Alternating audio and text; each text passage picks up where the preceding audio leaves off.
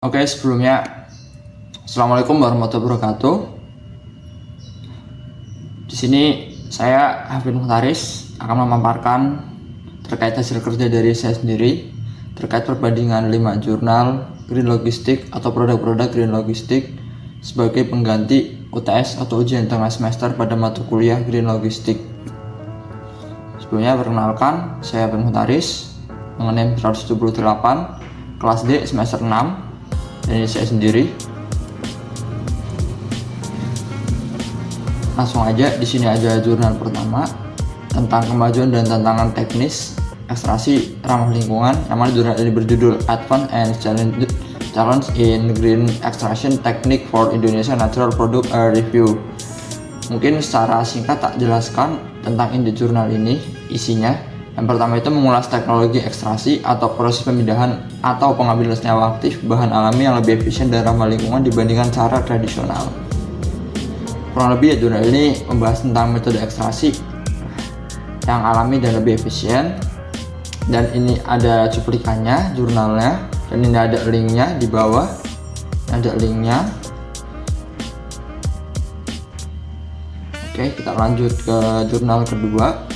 Namanya itu jurnal ini membahas tentang strategi manajer dalam industri pangan hijau berbasis pada sumber daya.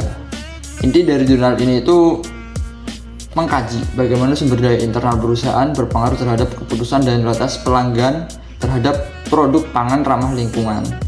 Yang mana itu dari hasil jurnal ini dikemukakan, hasilnya itu menunjukkan bahwa pengelolaan sumber daya secara tepat dapat meningkatkan nilai dan kepuasan pelanggan serta mendorong loyalitas.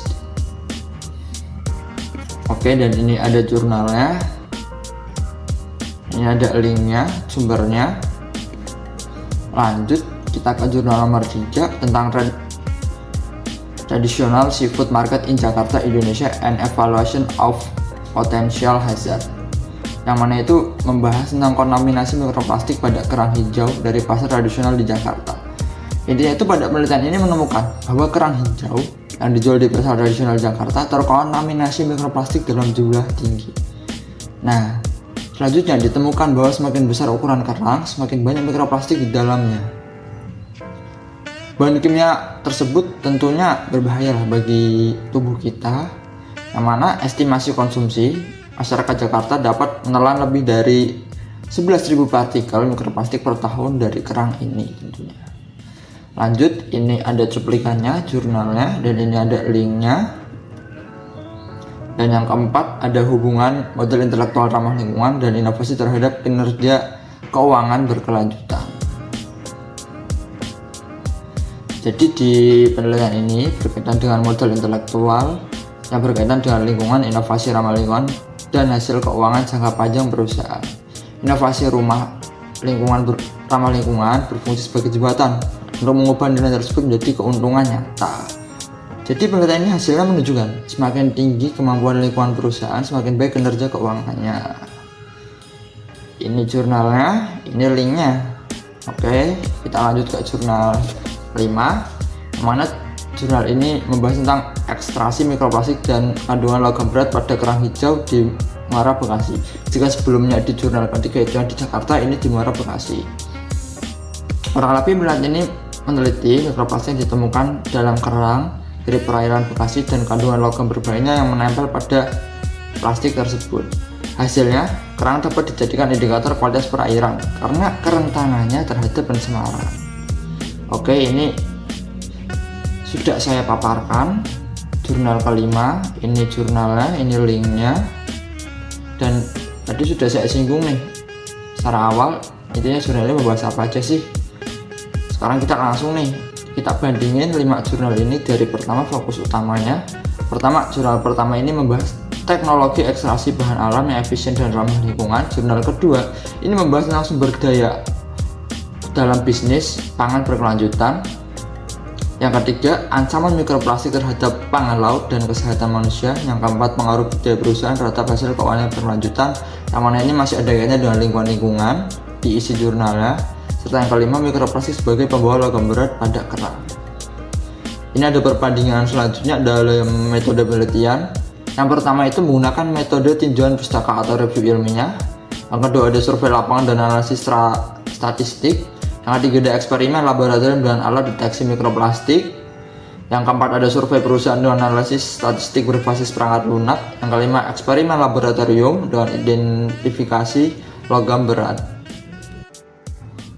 Oke, tentang perbandingan temuan pada jurnal pertama, ini Indonesia punya potensi terkait ekstraksi kerang hijau, tapi masih banyak tantangan teknis dan ekonomi pada implementasinya. Terus yang kedua, di jurnal kedua, sumber daya internal perusahaan sangat menentukan kualitas pelanggan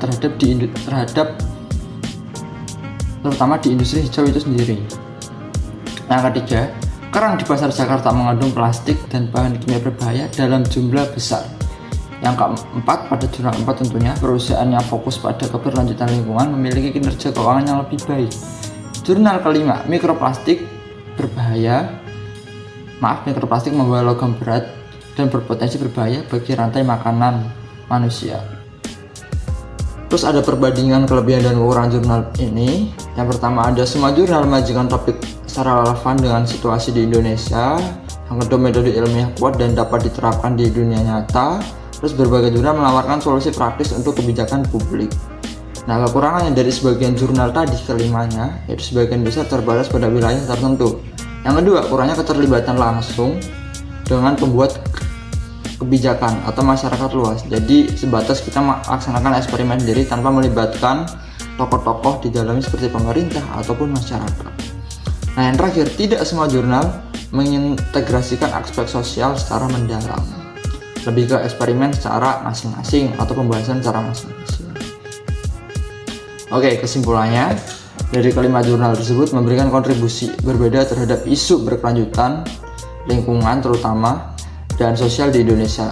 Nah, kebetulan saya ini mengambil topiknya itu seputar yang ada di Indonesia, supaya mungkin implementasinya nyata, kita ada gambaran buat Indonesia ke depannya terkait lingkungan atau produk-produk green logistik. Terus diperlukan kolaborasi antar peneliti, pelaku industri, pemerintah untuk menerapkan penemuan ini secara luas. Terus riset lanjut perlu mencakup aspek sosial, ekonomi, serta implementasi kebijakan berbasis bukti ilmiah.